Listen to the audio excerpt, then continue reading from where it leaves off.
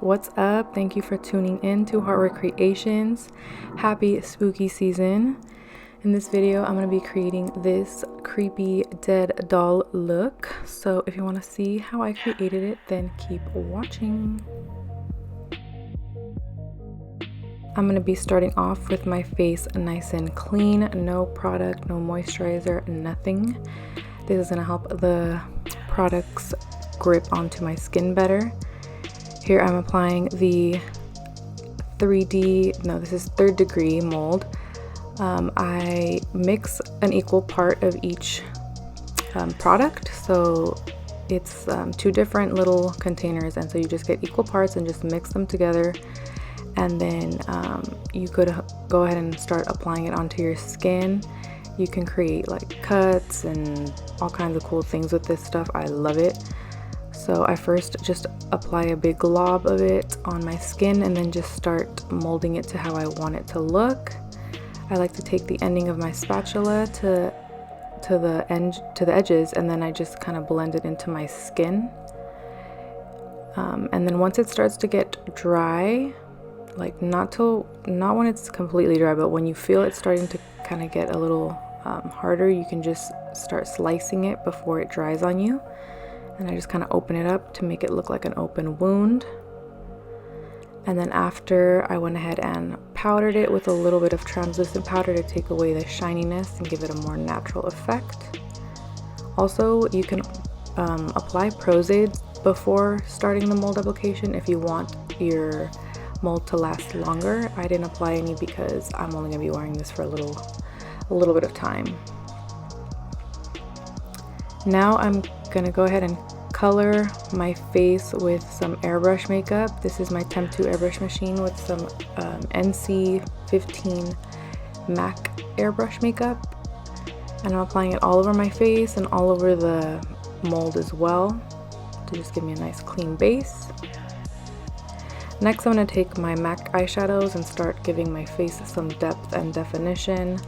I'm taking these more like light brown, medium brown shades, and then just applying it under my eyes, on my eyelids, around my nose and my cheeks, and just giving my face color and shape.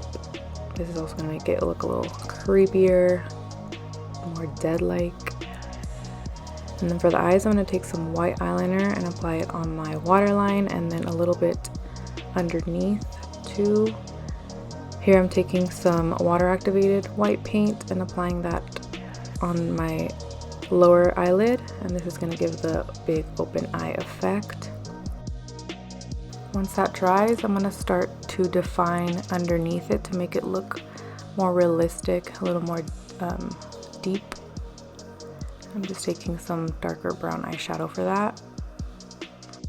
Add a little more shadowing on my neck too, some contouring. And then for the brows, I used my dark brown and black water activated paint and just a small angled brush and just drew on some really thin brows. It would have looked a lot better if I would have covered my eyebrows, but I wasn't trying to do all that for this look because I was only going to be wearing it for a little while anyways, but I would recommend covering your brows if you want it to look better. I'm going to just add a little bit of freckles with some dark brown water activated paint. And then for the lips, I mixed these two Suavecita Lip Grips to create a nice deep magenta color. First, I started off with a lighter toned base, and then deepened the outer corners with some of the darker shade. And I really overlined them to give them that more like doll effect.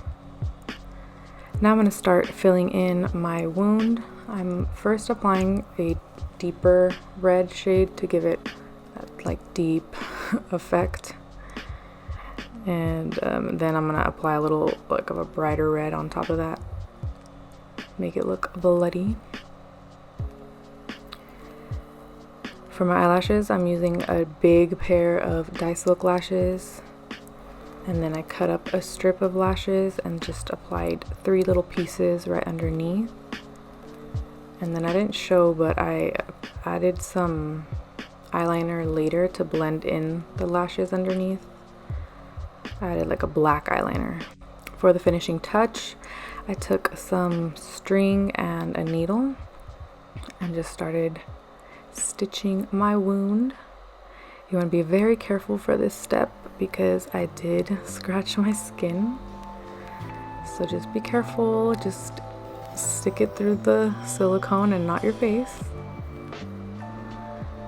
And I wasn't gonna do this, but I'm really glad I did because it gave it a much cooler effect. On Instagram, I gave her a story. So the story for this doll is that back in the Victorian era, circa 1869, little girls used to go missing, and they would later on be found, and they would be found stuffed with sliced smiles, and then they would be given to their moms so that they can have them forever and ever. I know it's twisted, but I had to give her some sort of story, you know? It's Halloween. I gotta get creepy. But yeah, I hope you enjoyed this video, and I hope you have a great Halloween and stay safe. Make sure to like this video for me, leave me some love and some comments down below, and make sure to subscribe to my channel. See y'all next time. Bye.